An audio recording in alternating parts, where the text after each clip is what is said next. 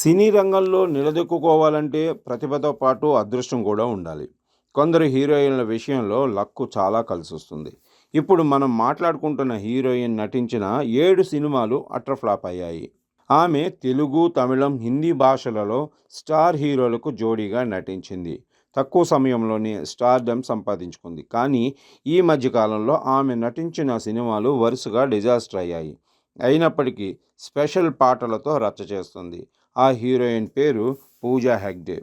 2010లో అందాల పోటీలో పాల్గొని రన్నరప్ అయింది. ఆ తర్వాత ఒక లైలా సినిమాతో తెలుగు తెరకు పరిచయమైంది. తెలుగులో స్టార్ హీరోలకు జోడీగా అత్యధిక చిత్రాల్లో నటించి తనకంటూ మంచి గుర్తింపు తెచ్చుకుంది.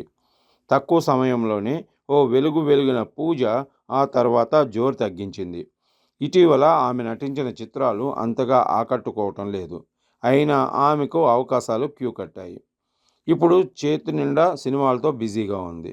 రాధేశ్యామ్, బీస్ట్, ఆచార్య, సర్కస్, కిసీ కా భాయ్ కిసీ కి జాన్, దేవా, రెట్రో వంటి చిత్రాలు నిరాశపరిచాయి. కానీ కూలీ సినిమాలో మోనికా పాటతో సక్సెస్ అయింది.